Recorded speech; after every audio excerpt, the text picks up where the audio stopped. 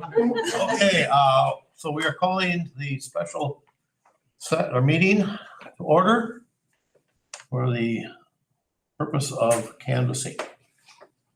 Do we have an approval of the agenda? Make a motion to approve the agenda. Second. Okay, seconded. All in favor, say aye. Aye. Okay, opposed, passes. New business, canvass election results. We have a resolution here.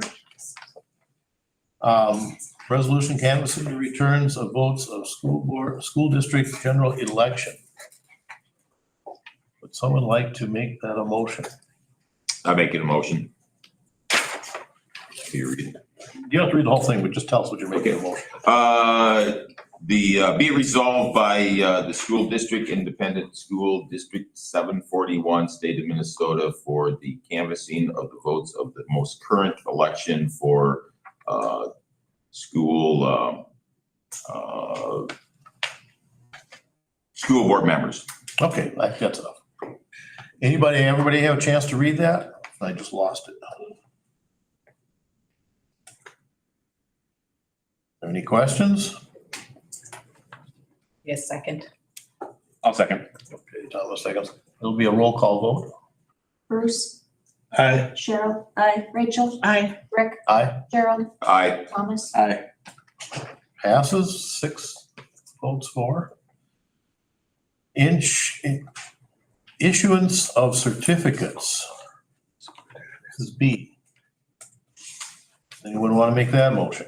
I'll make the motion for the resolution authorizing issuance of certificates of election and directing the school district clerk to perform other election-related duties. I second. Okay, are there any questions?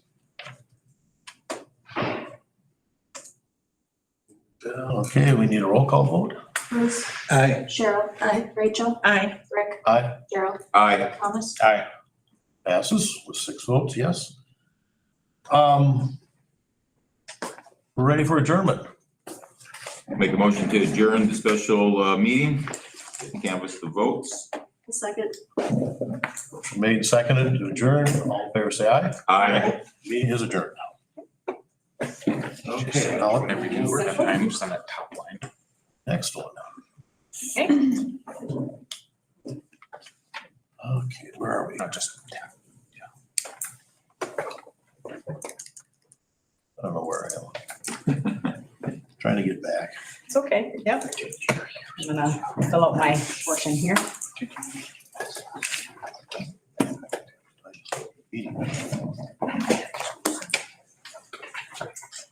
Okay, here we go.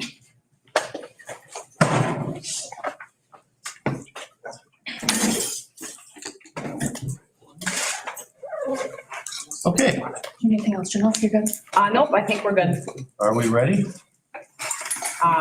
Yes. Calling a We work are ready. session. Calling the work session to order. And it's 1:33. Okay. All right. So this is, obviously it's a different time of the day. The intent of our board meeting today is, in addition to just a work session to hear what's happening, it's a highlight for, I've often heard from board members, it's a highlight of the board meetings because we get to hear from our students and we'll hear from both our secondary and elementary students. But to start off with, we're going to just get our updates from our building administrators. So we'll start off with our elementary principal and see what's been happening at the elementary.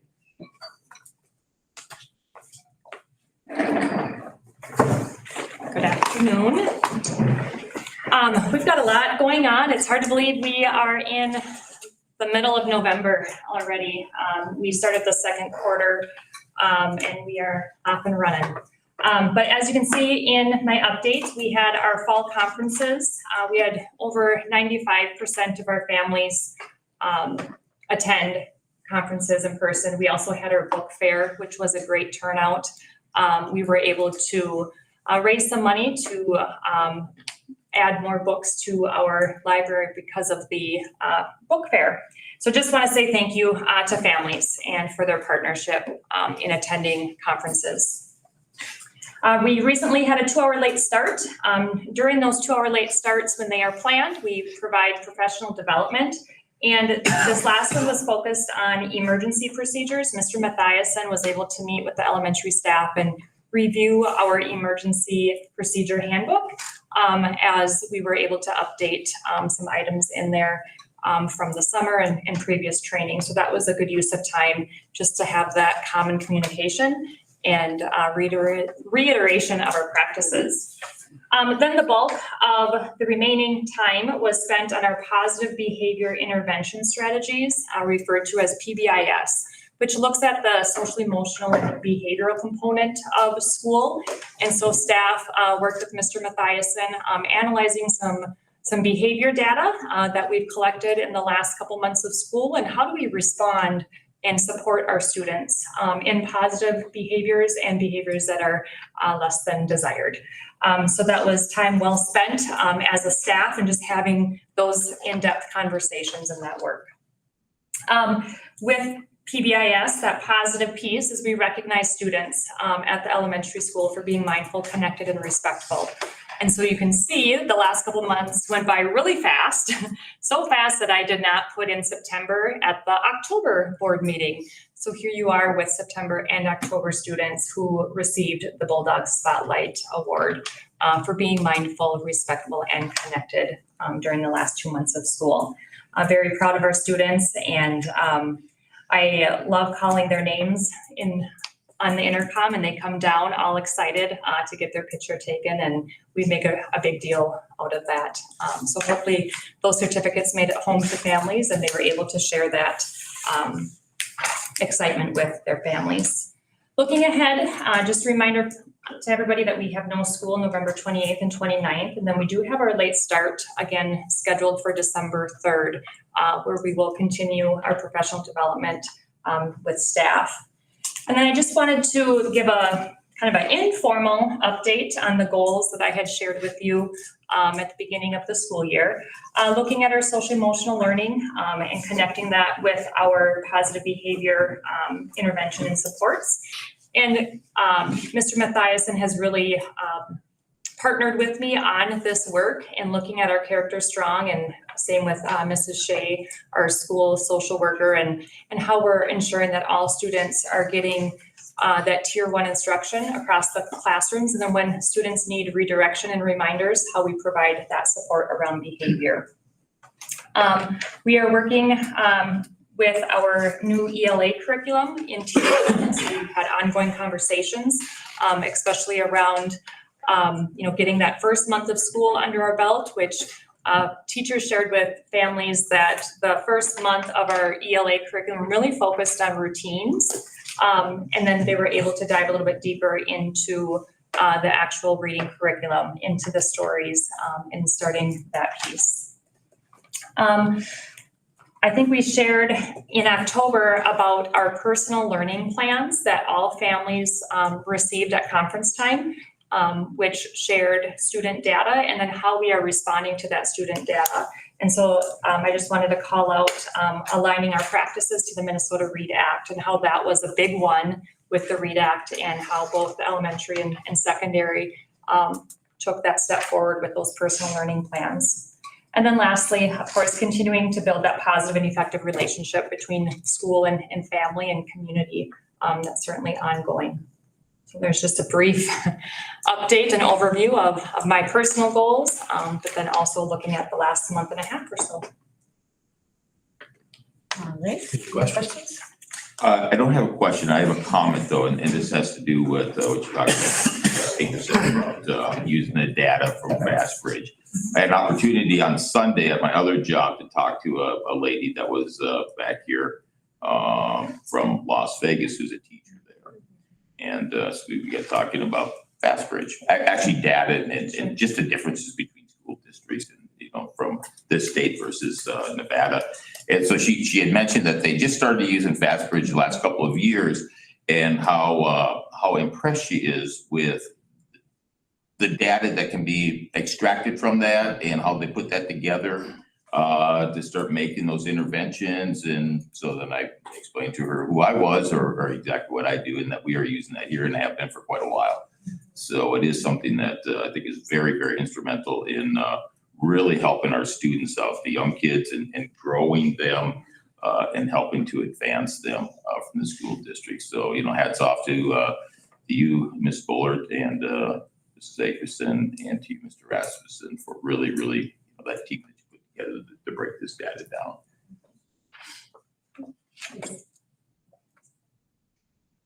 All right. Thank you. Let's carry that up to the secondary and find out what's happening in the secondary building. Mr. Rasmussen, care to join us? Good afternoon, everybody. It's nice to see everybody in the light and not in the dark. So just looking back on a few things that have happened since we last met and last checked in, we had conferences on October 15th and 16th. I was pleasantly surprised at the engagement that we had from middle school families. Every time we walked down the middle school, there were lines waiting for teachers to get in. So we had really good engagement from middle school families. High school, it's a little different. We had less engagement. So we're continuing to have some conversations about how to add value to high school families through those conferences. But I was really impressed with how many middle school families came in and engaged with their teachers and found that to be a valuable experience. We had the EPIC event on October 25th. I'm not going to talk about that too much because that's what our students are going to talk about here. We had the soup sandwich and song and silent auction on November 3rd. Huge success. Awesome. This is the first one that I've actually been to. There were 230 people who attended that event.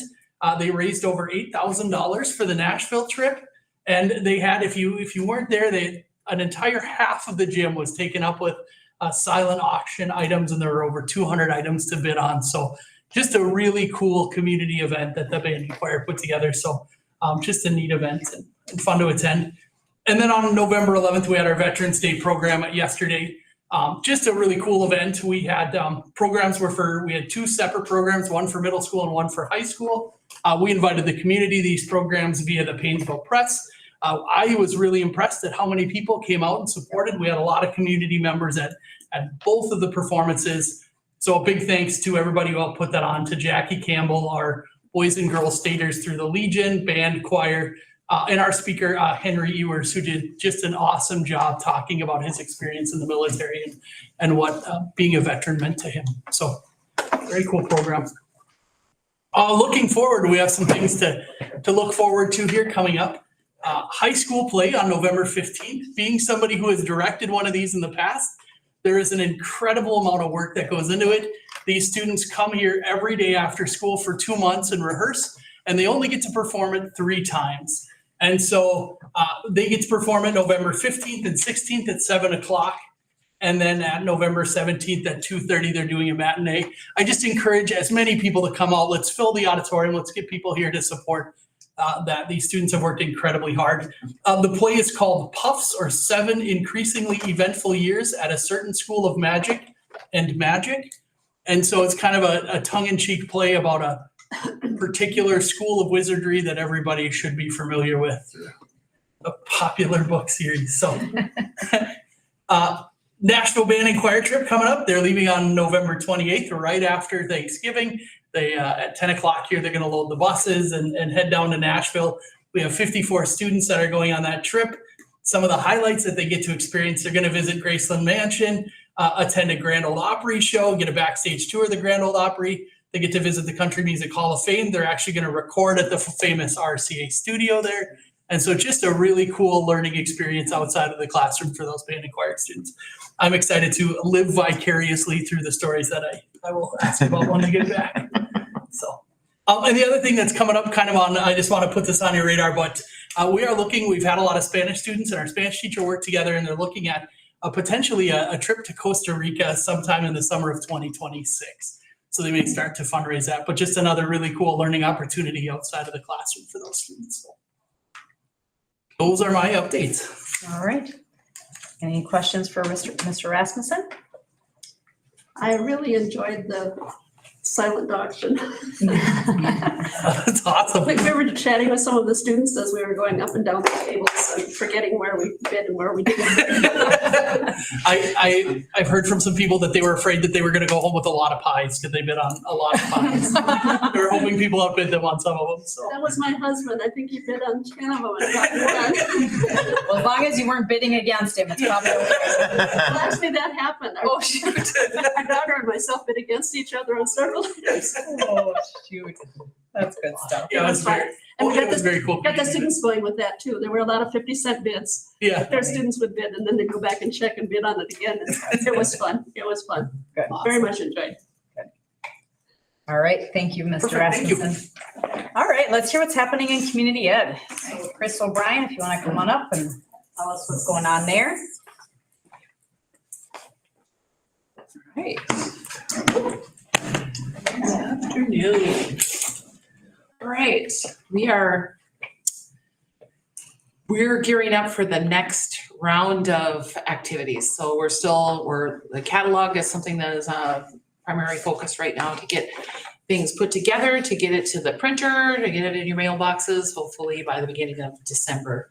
And I talked about this last time. These will be covering December through March.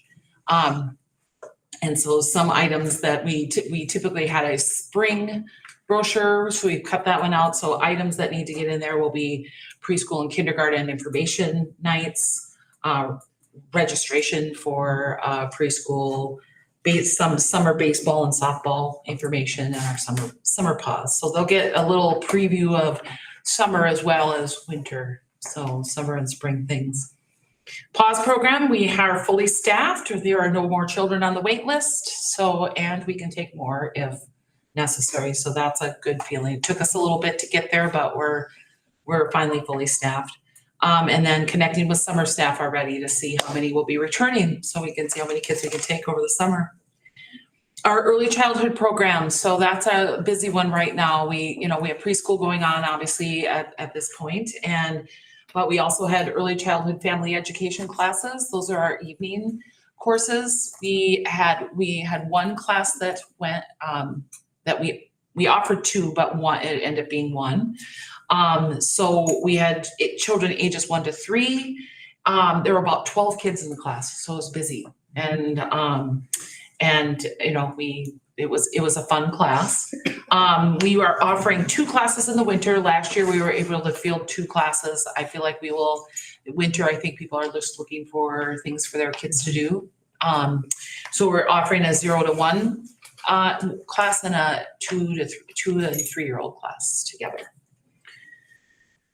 We had a community event. Usually it's a fall festival. We gave it a Halloween theme and called it the Boo Bash, and that was on Friday, November 1st. It was a great community event. We brought, I estimate we had about just a little over 100 kids and their families in the gyms. We were in the PAC this year, not the elementary school. So we were able to keep them in one space. We had carnival style games. We had our bounce house. We had arts and crafts. And then we had concessions, which was a lot more popular than, we sold out of food. So that was good. I probably could have sold more food. So that'll be a note for next time.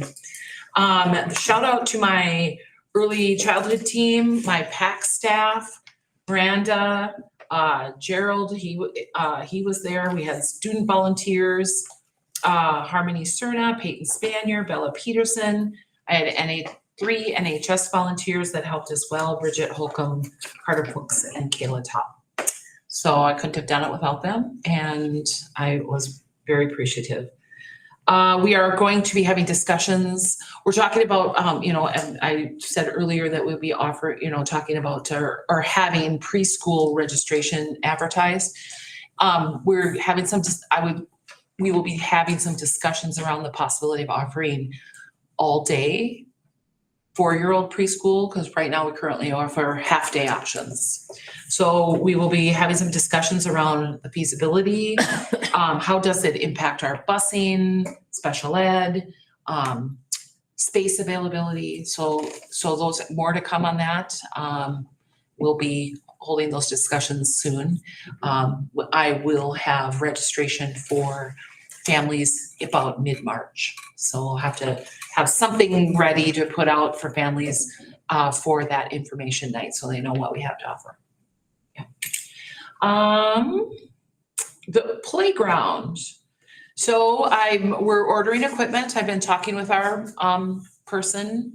He's getting back to us with another adjustment in our playground, because we talked about what are some must-haves, what do we want it to, look like in case as we're doing fundraising to make sure that we stay fiscally responsible with the dollars that we fundraise, matches what we're gonna spend. The raffle is still December 6th, so if you haven't bought your tickets, you could see Gerald, he always has them on hand. I'm also mailing today our sponsorship program. I'm gonna give you this.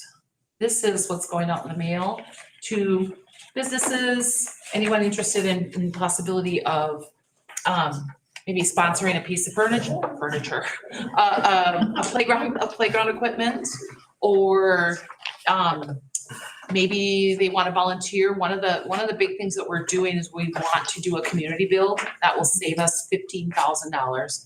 So if somebody's interested in helping with that community build, to be able to have some contact information.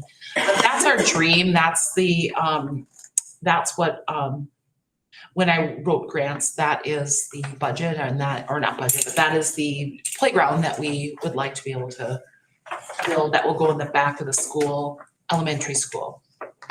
So that is some of the data that we have from that. And adults with disabilities, I think I said last time, we did get some we have a small amount of money to help provide some programming for our constituents, adults that that have disabilities. We're gonna try to partner with Albany New London and see if we can collaborate on any activities, events, programs that our constituents could participate in. And some of those topics would be maybe offsetting costs for transportation to something, or a program fee. So as well as what kind of programs can we offer, something in each district that our constituents can go to. So more to come on that, but each of us have about the same amount of money. So it'd be nice to be able to just offer something for people to attend. The PAC is getting busy. It's winter sport time. So each week there's just more and more groups using the space. So we are glad to see the sports come back, and we also have a number of winter activities and leagues that are starting up. So the space will be jumping. So looking forward to that. And then finally, And this is kind of a big one. This hasn't gone out anywhere else yet. oh yeah, I guess not. So I think I told you last month that we were applying for to participate in the Rural Childcare Innovation Program, and we were accepted. So we will begin the process of having really like strategic planning, honestly, around childcare and how to address our individual needs here for our community. And we have a core team that will be notifying that we were accepted. And so we will be starting that process. So I actually don't know when things get started, but we just got the initial paperwork and we'll get that finalized and then we can get going with it. So I want to add just a couple of things to that. So the school district may not necessarily take the lead on it, but we're going to be one of the key facilitators in the process.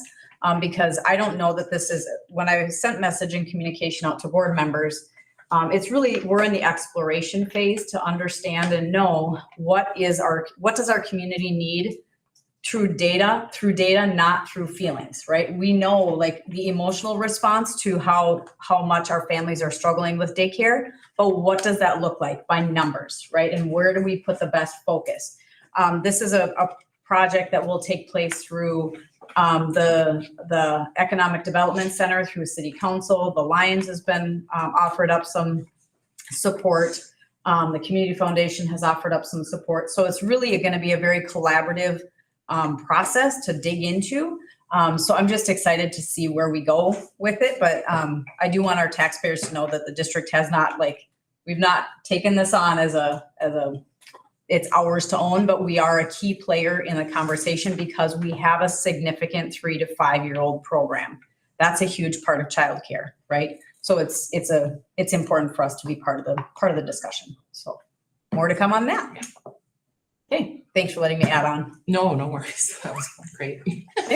Okay, any questions? Chris?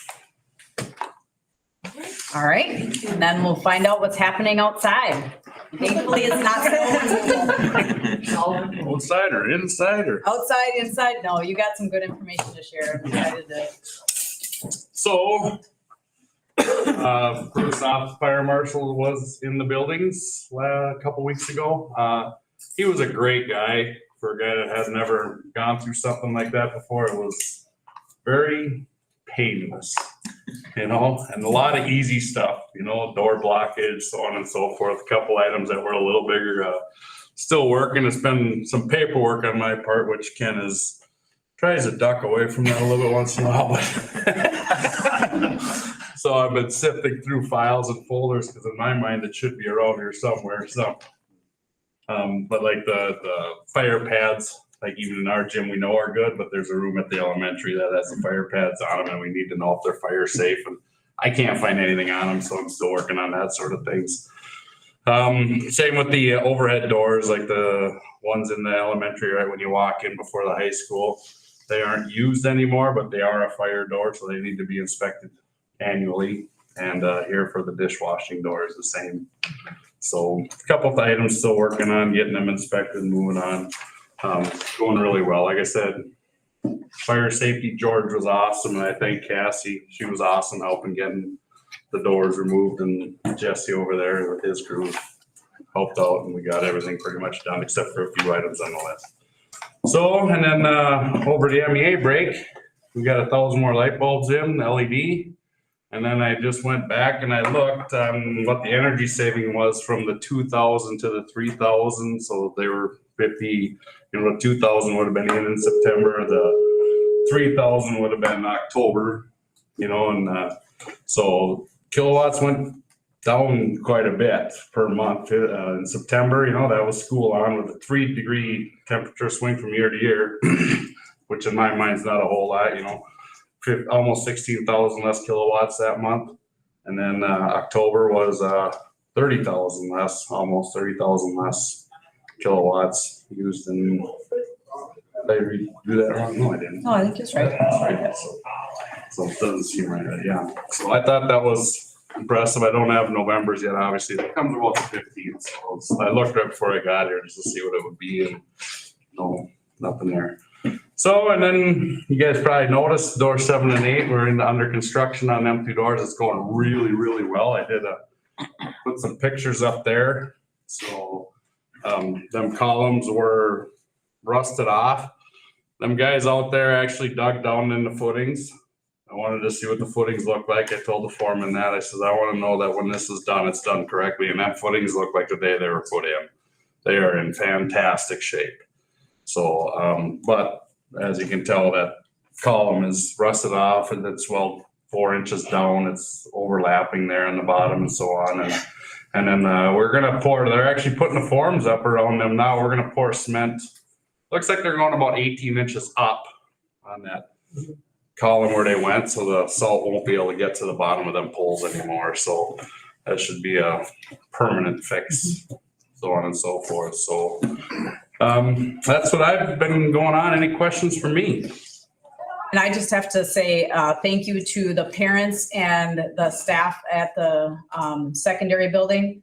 That the drop-off route for parents on the south side of the building, it was a marked change, and it has gone really, really well. And I just can't thank you enough for being responsive and understanding, because it clearly we just needed to get it done. And when they had an opportunity to get it done, we said, okay, we'll make it happen. And it seems as though they're well ahead of schedule. So I should never say those things. Yeah. I'm realizing I didn't bring it up, but I think they're going to yes. pour cement this week. Yeah, so, it's just, and they've been great. So our staff and parents, thank you so They've much. been great to work with out there, answered my questions, you know, when I asked to see the footings, and they hand dug them. So they were awesome, so. I can attest to that. We stood in the window and looked and thought, what in the world are they digging for? So, Maybe it's been a little bit of distraction in my office the last, like, wait a minute. yeah, a little It's good. banging going It's all on. good. All So, right, thank you. thank you, Ken. guys. Thanks, Kenny. All right, so now we're gonna bring up our kids to hear what's happening from our students in both the elementary and the secondary. And I didn't ask who was going first. Would you guys like to go first? Sure. Oh, awesome. So let's invite up our elementary students and Mrs. Akerson and hear what's going on. So thank you for having us today. The last time we had a student board meeting, we shared with you some of the things that are happening in literacy and around reading. Today, we're going to share with you about our most recent music program. And so our students work very hard, and Mrs. Strand putting together programs for our families, but also even more so yesterday, our veterans. And so I have invited 4 fourth graders. One was unable to make it today, but I'm sure she's bummed not to be here with us. But so I will let the 3 introduce themselves, but we have a little bit to share with you about our most recent music program that we were able to put on. Introduce yourself. I'm Michael Schrupp. I'm Melanie Klopper. I'm Stella Strong. Okay, who's gonna start? Each year, 4th grade puts on a Veterans Day program. We got to perform at 3 different times. Last Thursday in the auditorium for families and veterans. On Veterans Day at the elementary school. Then we got to go to the care center. Our program included special patriotic songs, speaking parts, and even some acting with some funny jokes. We are grateful for speaking parts because we can tell the story in a different way than just songs. It took a lot of bravery to speak in front of so many people because some people might have stage fright. We are thankful for Mrs. Strand too, because 65 people got speaking parts and she had to split some speaking parts up so people who wanted one could get one. Everyone had to speak loud enough so everyone could hear, and all the people have to memorize their scripts. At our program on Thursday, we had 25 veterans in the audience. We also had 2 color guards from the Painesville Post, 271. They came to present the American flag, a part of our program. At our school, we have a wall of honor where students and staff put up pictures of people who served in the Army. And we would like to show you our wall of honor video.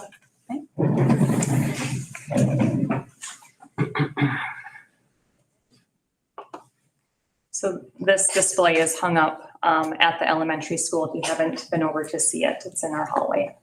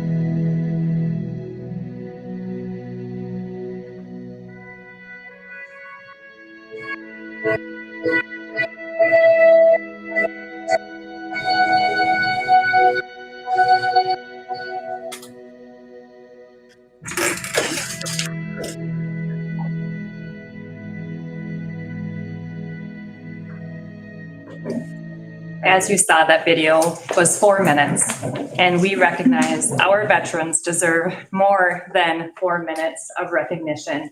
And the people, our heroes that were showed in that video, were a fraction of the veterans that are on our wall at school. This video only included the veterans and special heroes from the 4th grade class, so we have more back at our school. But we thought that was important to share with you as we talk about the heroes in our lives and amongst our community, and that they are our everyday heroes. So we hope you enjoyed that video as much as we did. Well done. We would like to share with you a couple of jokes from our program. We hope you find them enjoyable too, just like our audience did. What is the difference between George Washington and a duck? What? A duck has its bill on its face, and George Washington has his face on a bill.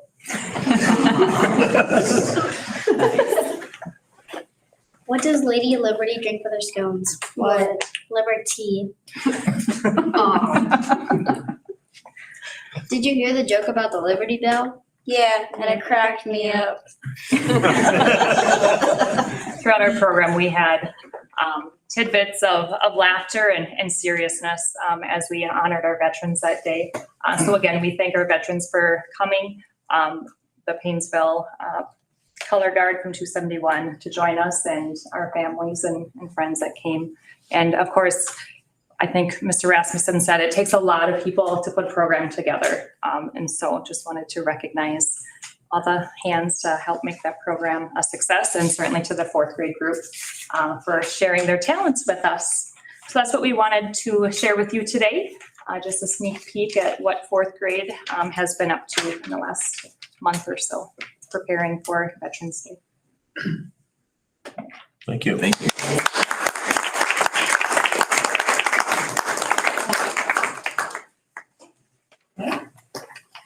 And we will let them catch their transportation so they're not hoofing it across town. Although I'm sure you'd all have a great time. It's Dairy Queen alumni. Yeah. Now they're like, go, bus, run away. All right. Mr. Rasmussen, would you want to kind of preface what we have here in front of us? Absolutely. So on October 25th, we had the opportunity to an epic at St. Cloud Technical College. We brought about 50 sophomores up to St. Cloud Tech to kind of go through their career exploration day. And we have 4 of the attendees here to kind of talk about their experience at the epic event. All right, take it away, guys. Yeah, so basically at this event, you could go there and you could explore any career opportunities that you had. If you thought of something that you want to do, they probably had it there. There's like teaching, financial stuff. You could go to like the health sciences. There's like a bunch of genetic stuff you could go to. So basically there's anything that you wanted to do, it was probably there. And a few of my favorite things that I did when I was there was I got to birth a fake baby. So they had a mannequin and then I got to birth this baby. I got to do like IV stuff, so I could put an IV on a fake arm. And then you could go outside and there was a bunch of like plumbing or gas line stuff or like different outside stuff you could do. And I got to go up in a crane 150 feet. So that was pretty fun. All right. I'm Chloe, and some of my favorite things were at the surgery place. We got shown how to like stitch up after surgery. So I thought that was pretty cool. Or at the genetics place, I got to find the DNA of a strawberry, which was pretty fun. And then my favorite one was probably the dental one, because I want to be a dental hygienist when I'm older. So just seeing like all the things you get to do with being hands-on and like we actually got to like use the tools on how you clean teeth and stuff. So that was pretty fun. Awesome. My favorite thing was going outside, talking to a bunch of the different trades. Probably my favorite was talking to a lineman, talking about going out middle of the night if the power goes out and you have to go fix it. And everybody there was really nice, really helpful. That was my favorite one. I enjoyed the different stations for us. So when we'd walk around to get different parts to make a toy TV, and you had at the end you'd have to like measure it out and then cut it to the length so it would fit together. And they also had some fun electrical activities where you have to like mess with different wires and stuff to get a light to light up. Cool. All right. Well, thank you for sharing your opportunity. Can you all, can they introduce themselves? Oh yeah. I'm Roman So they Roberg. were, pardon? Roman Roberg. Olivia Schaefer. Mason Walker. Chloe Hamish. All right. Thank you. Thanks, guys. I appreciate you sharing. Yeah. Welcome.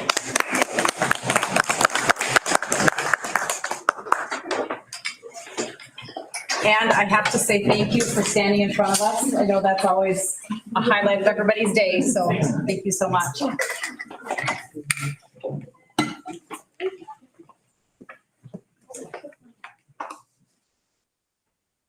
right, would you like me to move on? Yep, let's go with All right. visitors here. So our other guests that we have, and if you guys want to just, while I'm talking, grab a chair and come on up, otherwise I could maybe do one each, but so we've been talking about the PA system, the communication, how we are integrating what happens in the office to the different parts of the building.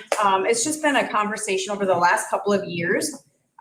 When I came on board, Jonah had an established relationship with Tech Check and had done the preliminary looking into, interesting, it's Epic Audio Enhancement System, so different type of Epic than our students got to do.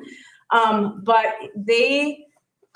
we've been having this conversation for quite a long time. And why I'm so excited to have this opportunity is, for one, when we went out for the tech levy, this was one of the conversation pieces that we talked about, is making sure that our communication across the building is solid and sound, and that we have audio enhancement in all of our classrooms. So there's kind of two different pieces to this, and I promise I'm not going to steal your thunder, but, because it'd be just a little ripple. So, but I think, there's two pieces. One is about the student experience and our staff being able to communicate with students smoothly without having to, you know, I think it's without having to strain their voice and having to try to talk over the busyness of classrooms.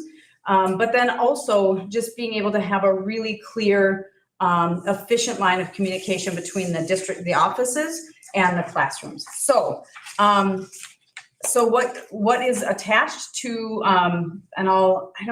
when I turn it over to you, you're gonna have to kind of tell me where you'd like me to go and kind of scale through this, if you want me to scroll through to the different parts of it. But what is attached for you is really the whole component here.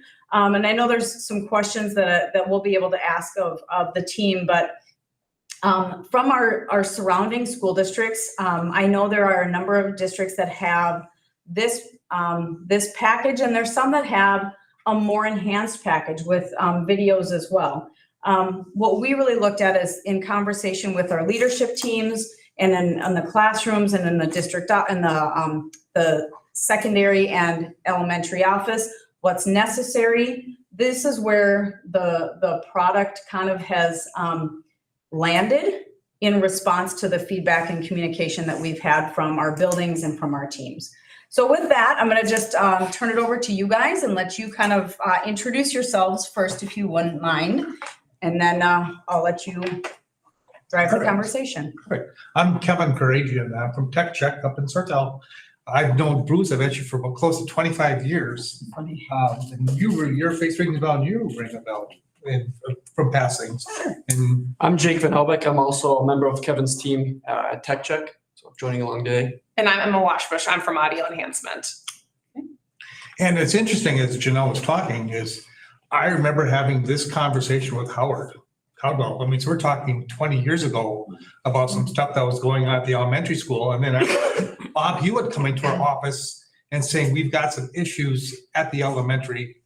And yet funding is always an issue. It's just what it is. You know, when we talk about these cool gadgets that Emma's going to show in a couple minutes, they don't touch kids. They're not teachers, right? When we have the kiddos come up here, it's not that live human being that is going to interact with their kids.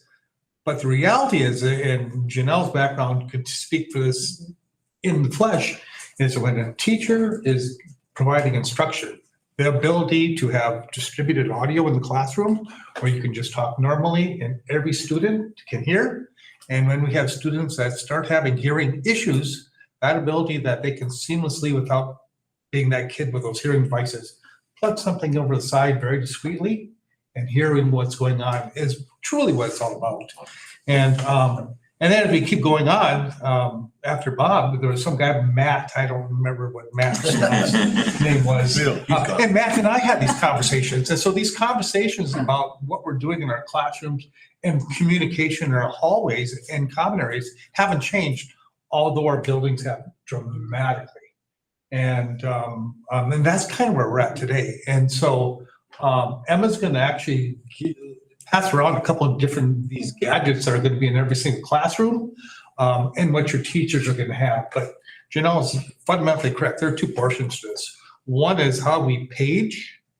You know, we're talking, Tom, please come to the office, or you know, or Tom or Bob or Bruce is here to pick up his granddaughter, blah, blah, blah, blah, blah. That's the, and God forbid if there's an emergency, that could be weather, that could be something security. I want to make sure that every student in both buildings know what's going on. And so there is a common way that we're going to communicate that. That's the one piece. And along with that comes some bells, scheduling, bell scheduling, intercom, and then the ability to schedule. So I could have basically the ability that if I have a bell going off and I don't want my 7th and 8th graders to hear that bell because they're testing, we could isolate that so they can continue to concentrate. That's all built into it. Today, with pretty much all the systems out there that are 25, 30 plus years old, we find Ken or Jonah to go around there and they're fiddling around with all these different things. I want to be able to click a button and I can drag something over here and I can change that schedule. I can turn off bells on the outside of the buildings during the summertime so the neighbors are not hearing the bells, even though we have our kiddos in the classrooms. That's what we're going to be able to do with this system. I'm not gonna sugarcoat these things. This is a ton of money. And expectation, and Em and I haven't talked about this, but the expectation here is that this is gonna be a 25 to 30-year system. And as technology changes, this thing is gonna evolve with it because it's essentially a computer, it's an IP address. And so one important thing to note that I'm sure is built in here somewhere that I don't remember where it was, is that this is the entire enchilada from the perspective, you're gonna have a one-time purchase.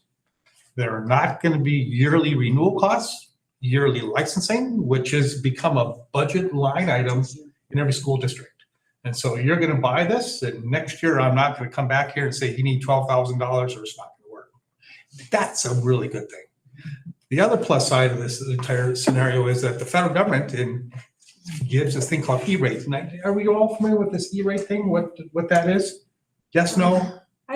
Some of our newest board members may not be as familiar with it because we're at the tail end of our E-rate cycle. Right. So there's a cycle of funding that we get from the federal government. And it's another one of the important things that's tied to our educational benefits funding formula. And then we get the district earns or generates E-rate funding, which is it can only be used for certain technologies. And we have paid for a lot of the switches, the network components across the last 5-year cycle. So we're going to be coming into that next. So there's a crash course. Now you fill in the pieces that I missed. Yeah. And so at the bottom line is that there's these 5-year budgeting cycles, and Jonah and the district did a good job about 4 or 5 years ago of buying some equipment that audio enhancement is going to fit right into. And this money is going to be replenished again, not this year, but 25, 26. And there'll be about $170,000 available to the district, and the federal government contributes 60%. For every dollar you spend, they give you 60 cents on a dollar. And as we start looking at stuff to sustain the district, whether it's wireless or whether or not it's switching in the backgrounds or security firewall stuff, and even some of the support that Leah needs, we're going to be able to use these federal dollars to support these things. And that's what it's all about, is stretching these dollars for the taxpayer at the end of the day. So at a high level, Question. yes. So our existing system, doesn't that stretch back to 40 and 50 years ago? It absolutely does. Okay. Yeah. Just so everybody's on the same page. It is old. And that's why I go back, because I remember Howard saying is, what do we do? And at that time, we weren't replacing with IP. We were just going to give another antiquated system. And he said, if I'm going to invest, and I think probably back then it was $200,000. Well, I mean, it's all relative. Right. It just didn't give him the bang for the dollars. And I remember coming to the old auditorium and doing a presentation there, talking about this. And the board just says, it's nice and all that, but we have too many other priorities for this money. And that's just what it is. But we're in a unique situation right now with the levy, and with kind of pinpointed this. So with that, I mean, you're seeing a number right now about $450,000.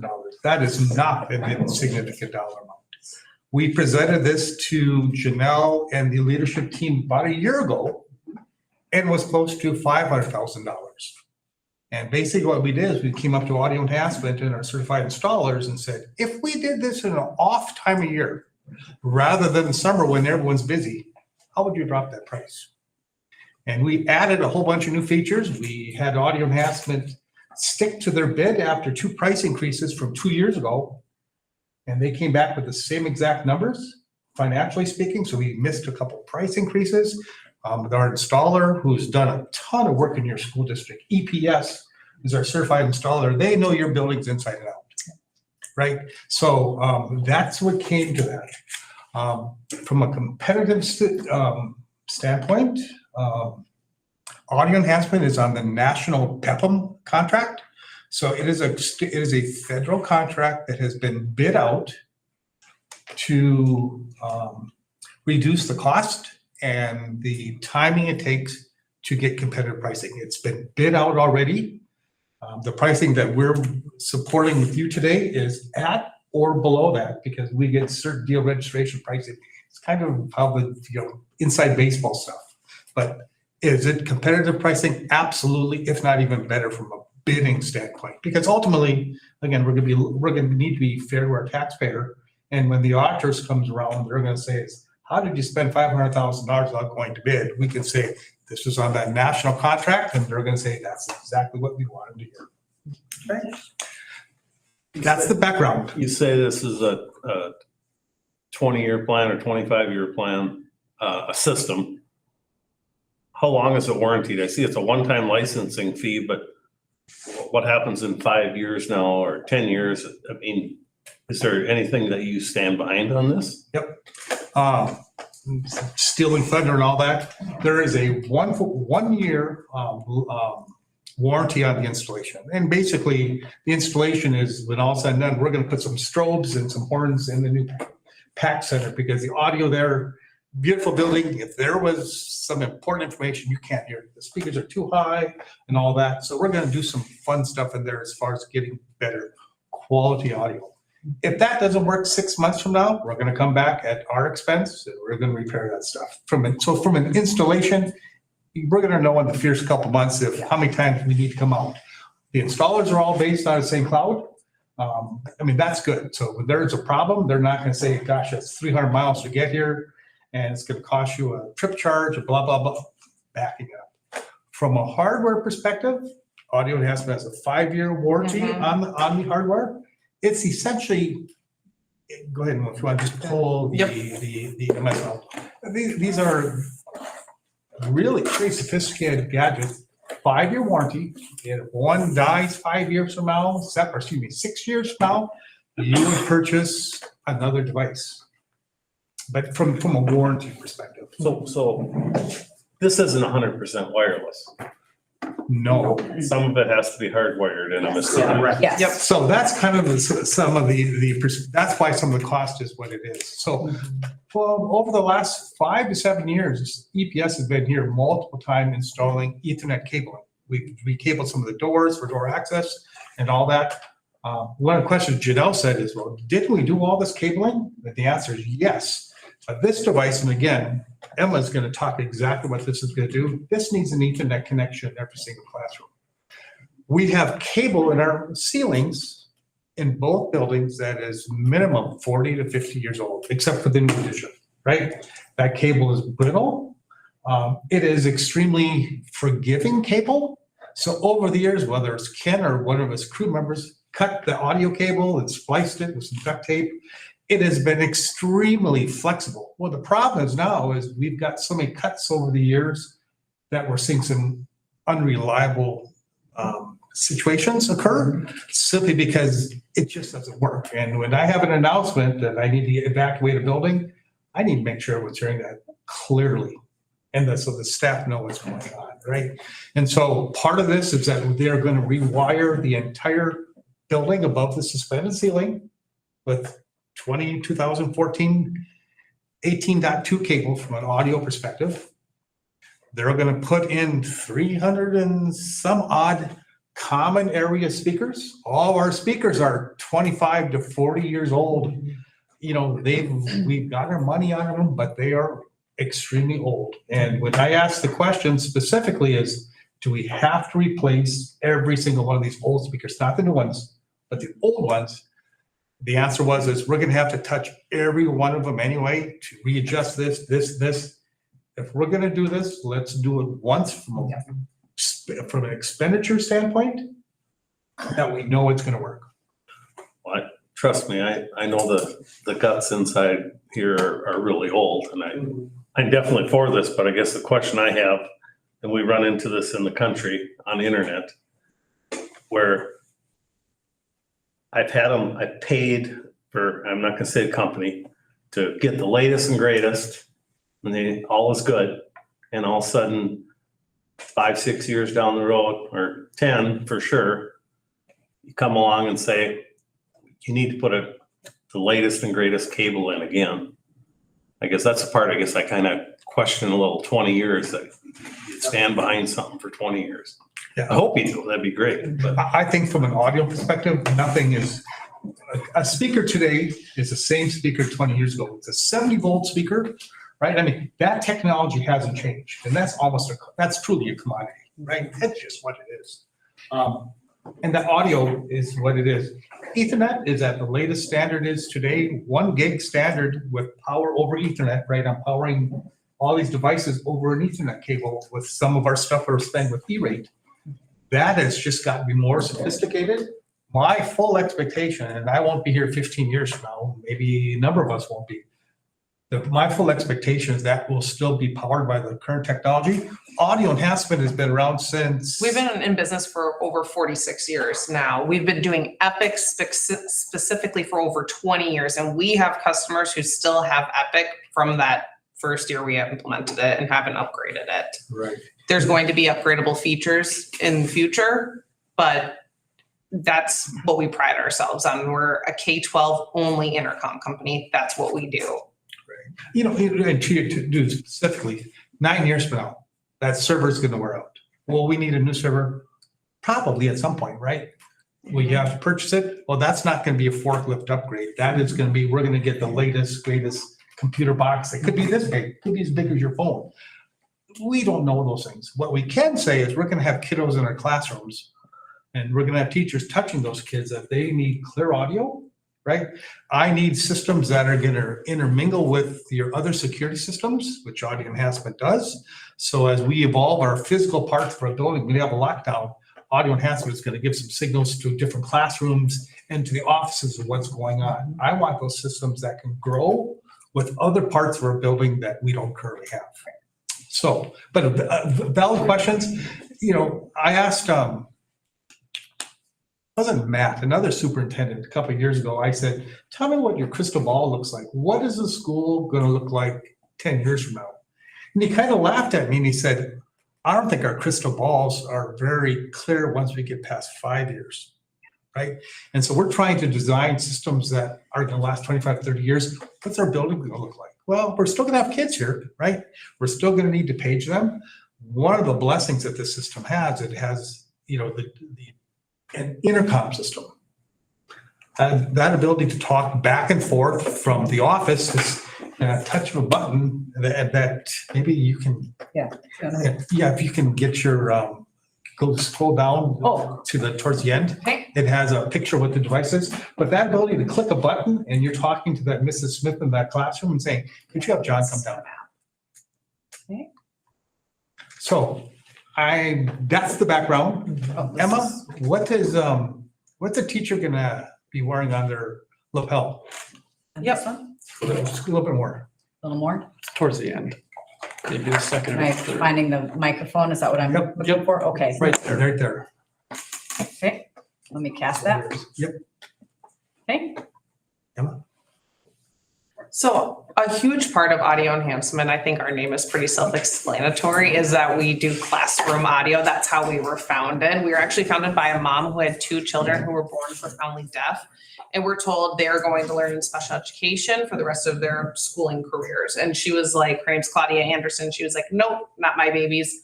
I'm going to find a way to get them in general education because I just want my kids to fit in. So what she ended up doing was giving their teachers a microphone and giving Justin and Jeremy a textbook, cutting a hole in it, putting in a speaker, and that was our first audio enhancement system. And other students as parents were asking her to create this system for them, other teachers, and she was like, I don't think they understand what I do. I'm just a mom, like I don't do this. But what we found out was that audio helps all children, specifically in the classroom, by evenly distributing that sound, providing that equity within the classroom. A lot of times what we do is compare it to lights, putting lights in half a classroom, that would probably never happen. Audio is that same way. So we have 2 different type of microphones. This one being the teacher microphone. It's a lanyard style microphone. So the teacher would just wear it like they do every day, about 6 inches down from their chin, and they would just be able to produce that audio throughout the classroom. And then we have a student handheld mic that provides for that student engagement. You might notice there's no volume control on here. That's intentional, so the teacher can control the volume for the students in the classroom. But I'll go ahead. Yep.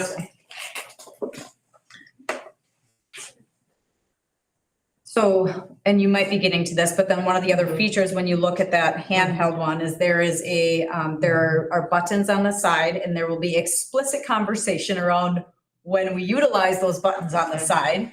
And I say that kind of we had conversation with leadership teams about when you call an emergency in your classroom, and perhaps you have a teacher who's having a student that is having a medical event, and they can push the buttons, and then on the system that you're seeing up at the front, that administrative assistant will get an indicator saying there's something going on in this classroom, and they're able to either say, help is on the way, what do you need, whatever the case might be. So there's interactivity within, and I apologize if I went too far, but like, so the accessibility to support our teachers, they're pretty excited about, from being able to and that's not something that like that's not something that's been widely distributed across the buildings. And so it's going to be definitely an opportunity for our staff that they haven't had in the past. Yep, absolutely. So what she's describing is our safe alert, where that teacher microphone acts as an alert button for the teachers if there's ever an emergency situation happening within the classroom. We got the idea from teachers saying, hey, you have the piece of device that I'm already wearing 8 hours a day, every day. I don't want another item that I'm going to have to wear to send if I ever need help.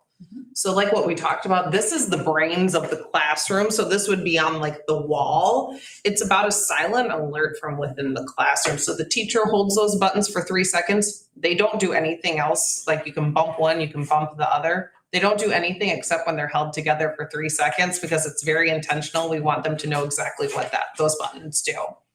So it's a silent alert from within the classroom. So the teacher would look up at these LEDs, which one would be powered green, indicating it's on, it's working. So what happens is these 3 LEDs would go red, red, red, indicating their message was sent through to the front office. The front office acknowledges that alert, and then it goes green, red, green, indicating to the teacher, okay, it was acknowledged, help's on the way. So it's always about a silent alert from within the classroom. Perfect.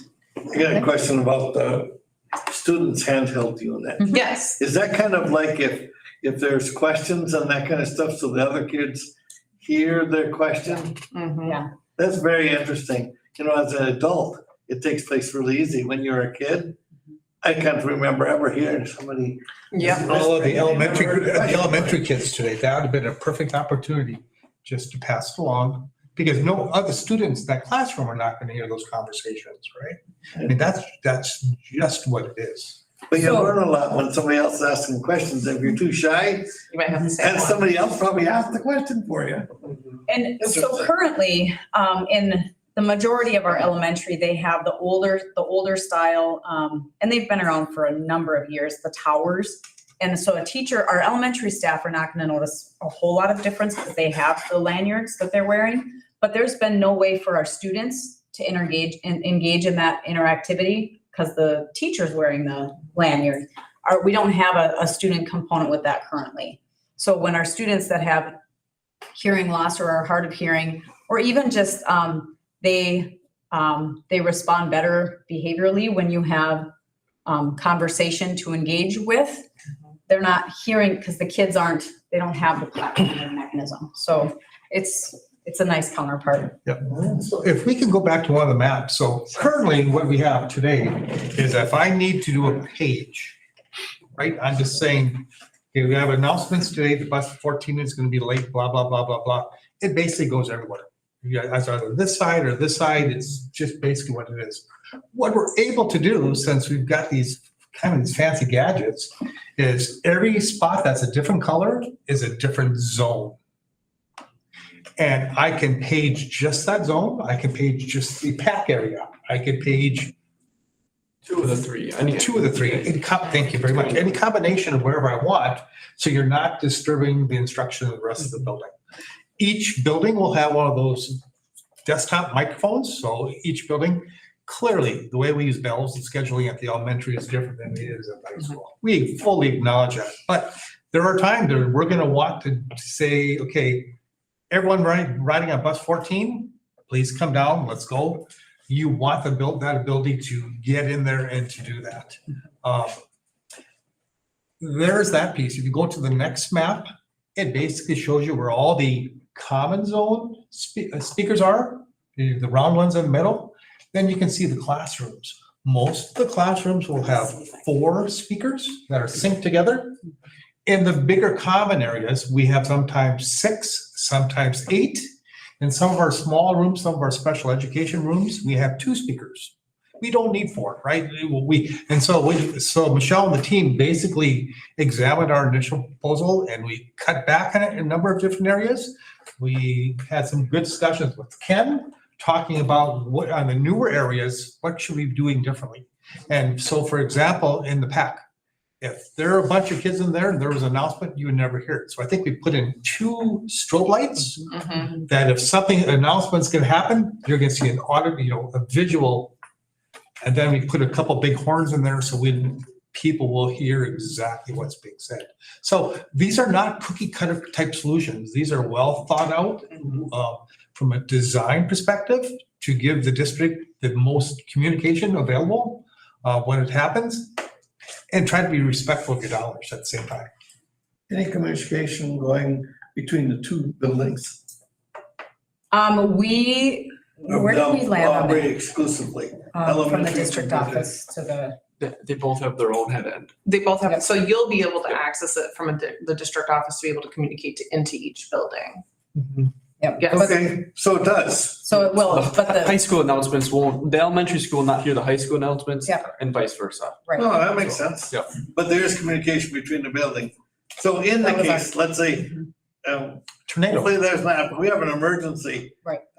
Somebody's gonna hit one button and it's out to everybody. I think, Is that what I'm through the saying? district office, and that was one of the details that we kind of have been working through is that would be like a district office function. And that would, yes. Yep, perfect. So if I'm understanding this, there's really 3 kind of components that you're pulling together, and I like that. As far as looking at it that way, really, the big thing is gonna be the infrastructure. Not necessarily pull everything out as far as the old wiring and that, but at least lay all new, whatever is gonna be Cat 5 or whatever, new wire for everything. The next big thing as far as a component is gonna be then the hardware being with the hardware in. And so there may be some cost, as far as to maintain that over time, there may be some cost to that because hardware is gonna change. But then the other one, which is gonna be add a little bit of cost, throughout, it's just gonna be those software updates going through. Isn't it? They're built in. They're all built in? Okay, Yeah. so it's really then just big 2 components. We do the infrastructure. Yep. As far as laying everything out and then that hardware portion of it. I like that. I mean, I think that's fabulous. So I'm gonna add one other piece. When you said that we'll put it all in, but we won't necessarily take out. We are going to remove as much of the old cabling as Good. possible. And the reason for that is because like you may have heard like the beeping on the fire alarms, like when you walk in. We've had a number of people working on that for us. And part of what we believe is happening is that all of our cabling is creating some. Well, is that EMI? Yeah, right, yeah, okay. So, and Ken has been working through, and part of why we believe that is the truth is because Ken has, when he's had some opportunities, has isolated some of the codes, gone through and removed. So we do think that it is really going to help a multitude of systems by removing the old and getting it out of there so it is cleaner when it's all said and done. So I think it's gonna be we'll feed 2 birds with one little handful of food. So then all of this is grounded in, so it's all as far as a shielded wire that's gonna go in then, and, okay. From that perspective. Yes, okay.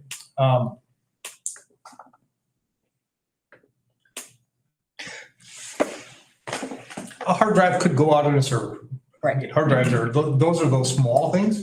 Part of this, we have what we call commissioning that we'll do out of St. Cloud. We'll bring people down. We'll test every single classroom, right? And there is a real nice ability that if teacher A goes into, she's normal in classroom A, and she's gonna go into classroom C, she can move some of her stuff. Now, there's a little bit of danger there in case they start walking down the hallway and talking about stuff, right? But that's a training issue, right? We'll work with that. There is complete thorough training. So we're not gonna give this to you and say, good luck, it's all yours, you got your money. If we talk to Benson's Public Schools or Sauk Center or to Belgrade, who did I miss? You got They'll say is that, it's all about the principals following up and saying, we have this to use as a tool to save your voice. So you're not taking sick days, that you can't talk, that by the end of the day, my wife, who was a teacher, a music teacher, said they called it vocal rape. Your, I don't, that R word is an ugly word too, but you get done, by the end, you're just, there's nothing left. And then you have to go home and be ready for the next day. So these are all these different components, but we try to give this comprehensive piece that we're not gonna come back here 2 years from now and say, we need $34,000. The idea is to plan it out and if Michelle or Ken says we need another strobe in the elementary gym or outside where the buses are, well, that's an ad, we do that. Yeah. So one of the things that our teams did do is, so we had a presentation probably about a month, maybe it was only 3 weeks ago, but, and had kind of looked at, when they looked at our maps, here's what made sense to them. And then we sat down with our people. So Amy Spanier at the elementary and Jen Welly at the secondary were really pivotal in looking at, okay, how do you communicate with your building and what needs to be revised or looked at again, right? Ken and Rick, from an activities perspective, looked at it and said, okay, when we have classrooms outside, here's where they are. How are our horns outside? Where are they pointing and where are they focusing? So, and that's where it comes to, like, if we find down the road that we want to add communication to a different spot, then we could do that with all of the structure that's there.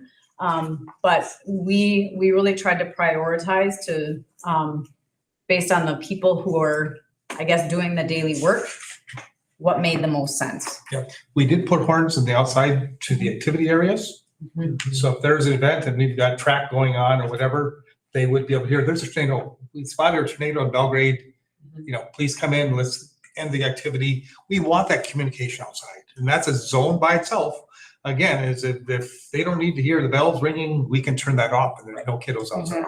Yeah. And we haven't had It's access an to that. emergency. If you don't want them. Everybody in the building knows about emergency, nobody outside outside. does. Right. None of the classes that are outside do, it makes Yeah. perfect sense. Yeah, and that was a big conversation point, is how are we, as we've talked about our emergency responses, and Cassie was talking about the emergency protocols, that was one of the conversations that came up, is, if I have my classroom outside, how am I going to know? How are we communicating with our teachers that are outside, besides just grabbing our cell phones and calling them, right? But now, so it's those, we can do it so much more efficiently and effectively to make sure it's done right. So each classroom will have an ambient mic, basically, on the wall that WPA. Yep, it's a wall plate. Yeah, it's pretty small, but that's on the wall. And the nice thing is that over the years, we put this Yearling phone system in 5-6 years ago. A teacher will be getting a couple numbers and do an all page. It's happening in their classroom. So all that stuff that we purchased over the years is gonna meld in here perfect because they're designed to go together, right? And that's what, technology is that weird component where you buy this Windows machine, I got all these Apples over here, they don't talk to each other very well, we have problems, we can't communicate. The design with audio enhancement is to make sure all these unique pieces, everyone's writing these API things we keep hearing about. This is just software that basically connects to it seamlessly. So when one event happens, this says, ooh, something's happening, I'm gonna do X, Y, and Z. That's what we want, because our schools have changed. Right. And we only do K-12. That's all we care about. We were the first ever K-12 only intercom company. We only focus on K-12. Like, that's where our heart is. That's why we don't have the reoccurring costs. That's why we're so designed to help schools. Like, another feature, if a school were to ever go into a lockdown, the teachers would be able to confirm from their microphones if their room's secure or not, instead of putting the red paper or the green paper under the door like we used to do. So you can do that just from the microphone. Like, it's very designed to help schools and to cater to what is needed. And I think from that perspective, that's very, very important. Janelle, you mentioned, as far as say an outdoor activity or whatever, and having to rely on somebody calling on a cell phone and, trying to disconnect with somebody or whatever. This way, if you have that, you're not relying on anything except for that, already know that it's working, so. Yep. And then I'm gonna just, Ron, did you have something while I'm scrolling up? Yeah, Okay. so like the pack there, you have like graduation there and the gymnasium. Would that coincide with to be able to use that as an intercom or a speaker if you had like an event in the pack or not? Right now, it's designed only as like your horns for a page to go into. It's not used as like a teaching environment or an instructional space where you would use a microphone. It can be done that way in the future if that's something that they would want to do, but currently, no, it's only designed to receive pages. So In those schools that you mentioned, Belgrade, okay, so a person could go there kind of and snoop or ask questions, see how they like it, so. I'm thinking of all the schools that have it, I think Benson probably has had it the longest, then BBE, and then Sauk Center installed theirs this last fall. And again, both for Belgrade and for Sauk Center, they had to do with referendums passing, right? I mean, without a referendum of some sort, how do you do something like this? You know, and again, because we try to put as much of our money into staffing as possible, and this is something that doesn't touch your kids, that's key. But it impacts our kids. Right, Yes. and so the idea is to wrap this up in this great big bowl and say, we got contract pricing, I can satisfy the auditors. We're gonna do the commissioning, we're gonna do the installation, kind of one throat to choke. Emma's in St. Paul, we have an issue. The last two reps from Audio Mass have both been Minneapolis based. We have a problem, we know who we're gonna go to from that perspective. From the other perspective, and I'm gonna put my sales hat on for a second. That was a joke. One of the things, we had a representative from the phone company that we represent come to our office last Thursday, and she was from a company called Yalen Phone Company. And one of the things that she said is that, and I'm not gonna be political, but she said, with Trump being elected, the possibility of tariffs coming in are going to most likely happen. Good, bad, indifferent, that's just what it is. We're hearing up to 60% tariffs on some of these goods. Price is only gonna go up, and that's gonna sound like a sales pitch, but if there are indeed tariffs, things are gonna go up, right? And so I think our goal is if the board, my recommendation as a Minnesota taxpayer, you're in Stearns County, I would strongly recommend that the board votes to approve this up to $460,000, not to exceed $460. That gives me $10,000 leeway if we get going. That if Ken says we should have something here and Jesse says we should have something here, we have that ability without coming back. But it cannot exceed that dollar amount. That's what I've seen being successful, right? But you don't want to give me the checkbook wide open. You want to say, just keep it there, right? Listen. And I think one of the other pieces that I do want to just kind of share as people are watching so that the community is aware, this original conversation, when I pert near fell off my chair when the quote came in after the last two increases, before when they came back and kind of said, okay, we'll honor the conversation price. But it was this process, whether it's cabling, whether it's software, whether it's hardware, all of those things, those prices have gone considerably up. And we have worked really hard to be fiscally responsible so that we are in a position where we can take advantage of an off-season purchase and not significantly dip into our existing funds. And we'll be able to utilize the tech levy dollars as we talked about doing when we were going out for the capital project levy.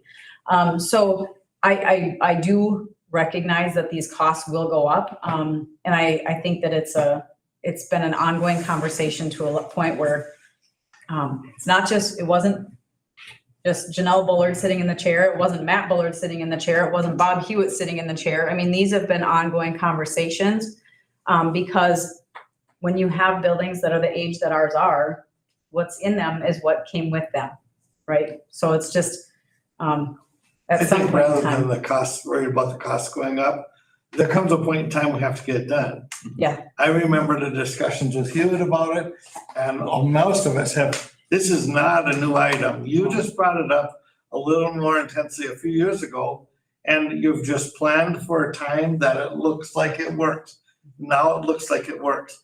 Because something's gonna go up. Name me anything in the country that hasn't Everything. gone up in the last 25 It's all years. going to. Everything I buy is way higher than it was. So that's just a commonplace thing. But I think for us, it's a time and a place. I have to tell you, when I read through your deal here, the first thing I was looking for was that annual fee, because I have never seen that. It always, you get this all done and all of a sudden there's this $12,000 or $25,000 annual fee. Otherwise, you're not gonna keep up with software. The whole system's gonna be dead, all that. It's everywhere. That's impressive to me that we're not dealing with that. So the last thing I have It's is built in, it's probably built in somewhere else in here because they know that's a cost that they're gonna absorb. But that's just part of the big picture. But then it's a Proactively manageable planning. thing. We're planning for it, yeah. So this is gonna be a line item at the next meeting? This will be an action item on the board agenda in So November. any of us have any questions this week, we can get to you. And I'll You can put you in get to touch, these people. 100%. So any questions that we have that, we don't always think of it immediately, Right. but there Yeah, may be questions. absolutely. Yep, I'll Okay. get you their contact information and you guys can, whatever questions you come up. Couple logistics. Our goal is to get started. So hypothetically, you approve this, we have to get a purchase order by December 1st. I'm making stuff up. We think it'll be close where audio enhancement can have all the stuff programmed because they have to program it all January 1st. Our goal is to get this, do some installations where possible in the common areas, especially during the daytime, right? And then they're working at night. So those extra after hours money is included in here. So there's not going to be this after hour. That's just part of it. So we want to get this done. We think it'll take both schools combined about 7 to 8 weeks. Okay, and during the, after they work at night, they will clean it up to make sure we have no issues as far as sloppiness and all that. You can talk to Sauk Center, Belgrade. These guys know what they're doing, clean up to make sure that instruction can happen in the classroom.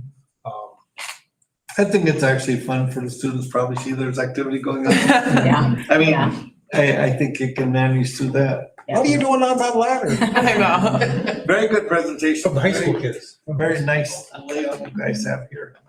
Thank you. All right, well, thank you so much and thank you for, Yes. oh, sorry, go ahead, yes. Cheryl.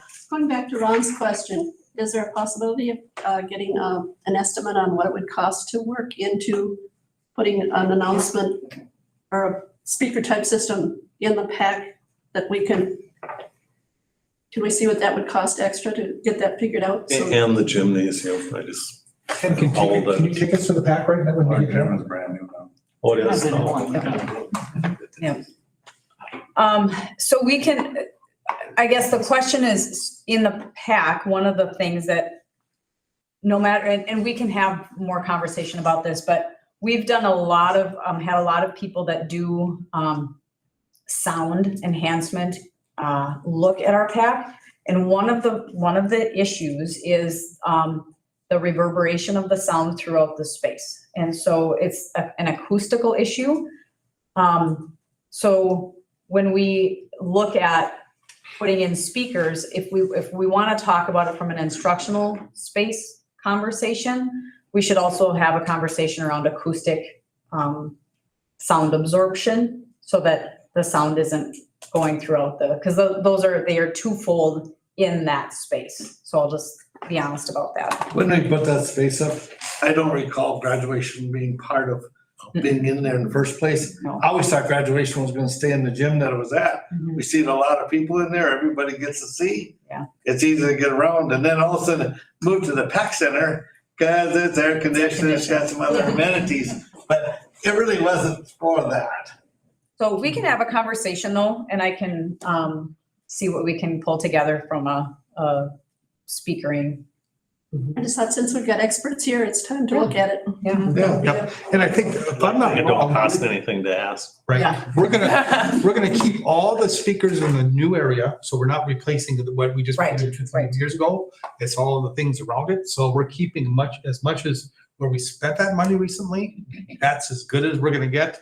We're gonna tap into it, et cetera, but we'll keep all that. It's just the other parts. And I think there's over 300 common area speakers in the older parts of both buildings. That's a lot of speakers. And they usually are about how far apart? Every 20 feet. That's pretty common, right? And the system has that ability of the teacher's talking and an announcement comes over the top. It basically, the hardware and software basically says, I get to overrule what's happening here. It dims the teacher, the announcement comes over. Or if you had like any type of panel in the classroom, it can use the audio that's used from the teacher, and that will also duct if there's like a page coming through. Good presentation. Yeah. All right. Okay, thank you. Appreciate it. Thank you. All right. Okay, we're up to D. Request for information roundtable. Anyone have anything today that they want to bring up? Yeah, we have a West Central Education District. It's next Monday. We're meeting up at Melrose. Sounds about right. Yeah. And, we'll find out what's going on from there, but I do see that the sale sign is up now. Not for sale, but the actual sale sign advertising, or at least letting folks know that the old U-Zone house is changed. I have had an opportunity to talk to folks who have been over in the PAC area that are cleaning up. So as far as the utilization of those young adults coming in here helping, is very much appreciative, along with the Painesville Community Service Center. So the food shelf, they go over there and talking with Allison and the volunteers there. They are extremely happy with the folks showing up there. So it seems like it's a great program that is moving forward and definitely supporting our community. Awesome. I have one thing, and I don't know why I'll bring all this up necessarily, but I really enjoy when the kids come here, honestly. Last week was a great meeting. I enjoyed this week with the meeting. I would really like it sometime where they would come a little more often. I remember when we had the math department came in and gave us a whole presentation about them. That was cool stuff. I think there's lots of people listening to this are interested in that, and so often we get caught up in the other stuff. I think the main reason we're here, well, I don't think so, main reason here for all those kids, I enjoy that. And if there was, at one time we had them come from the Innovation Center and tell us what they were doing in there. Sure. I think you were in on some of those, and they didn't take a lot of time, and I know maybe somebody leaves school, sometimes they were coming at night, but you hear from the students. I really like that. And nothing specific.